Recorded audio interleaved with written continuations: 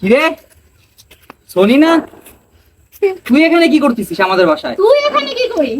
আমার বাসায় এটা, আমি তো এখানে থাকবো, তোকে এখানে কে আনছে? আমি এখানে ইনভাইট পাইছি এই জন্য আসছি। ও, কেমন আছিস? এই অনেকদিন তো পরে ভালো। দেখা। তা কি অবস্থা কি তোর? এই তো কোথায়? আলহামদুলিল্লাহ। এ কে? এ হচ্ছে আমার ভাই। ও আচ্ছা আচ্ছা। এই আমরা একই স্কুলে পড়তাম, বুঝছেন? আর কথা হচ্ছে কি যে যতটুক দেখতে সুন্দর তার থেকে বেশি নেচার বাজে, ঠিক আছে? একটা খুবই গরিব ফ্যামিলির একটা মেয়ে, দিনে দুপুরে 3 বেলা রুটি আর কলা খায় জীবনযাপন করতো। তা এখন কি অবস্থা, কি করতেছিস তুই? তুই এইসব কি বলতিছিস?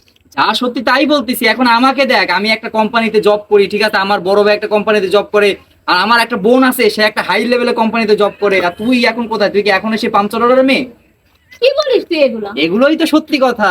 তুমি জানো ভাই, এ হচ্ছে গিয়ে একদিন আসছিল স্কুলে, আসার পরে তাকে বলছিল জাস্ট 100 টাকা করে পিকনিকের জন্য, সে 100 টাকা পর্যন্ত দিতে পারেনি। তাহলে চিন্তা করেন কতটা নিচু ওর স্ট্যান্ডার্ড, বোঝেন? তাহলে এখন তুই হাই, তুই কিন্তু এখন একটু বেশি বলতিছিস। বেশির কিছু নেই, হাই লেভেলের স্ট্যান্ডার্ডের মানুষের বাসায় তোর কি কাজ আমি এটা জানতে চাচ্ছি।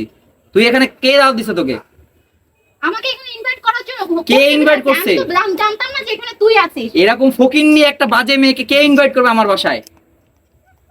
তুই আগের মতোই আছিস, তুই চেঞ্জ হসনি। চেঞ্জ হওয়ার কি আছে? রিচ লাইফ গ্রহণ করতেছি এখন আমি, তোর মতন ফকিন্নি লাইফ আমি গ্রহণ করতেছি না। আশ্চর্য ফকিন্নিকে এখানে কে দাওয়াত করছে? আশ্চর্য। ম্যাডাম আসুন, আপনার খাবার রেডি হয়ে গেছে।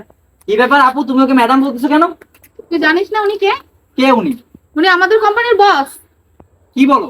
হ্যাঁ, তোর যে আজকে অবস্থান সেটা ওনার জন্যই। এটা তো আমাকে আগে বলোনি তুমি।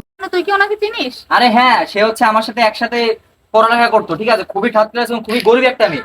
এরকম ফকিন্নি একটা মেয়ে আমাদের বাসায় আছে, কেন আসছে? কে দাওয়াত দিছে? তুই এত কিছু ওনাকে বলার সাহস পেলে কোথা থেকে?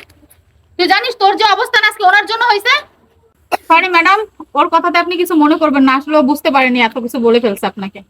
আসলে ও আমার ছোট ভাই তো বুঝতে আচ্ছা পারেনি। ঠিক আছে, শোনো, আমি এমনিতেও কিছু মনে করি নাই, ঠিক আছে?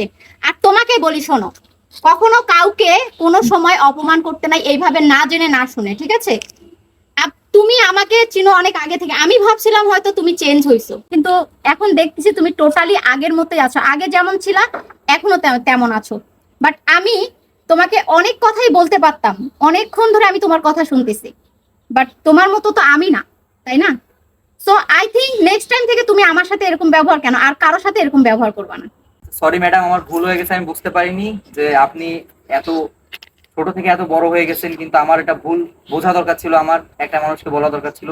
আমাকে প্লিজ মাফ করে দিবেন। আচ্ছা ম্যাডাম, ও বুঝতে পারে না, ওকে মাফ করে দিবেন। আচ্ছা চলেন এবার খেতে চলেন।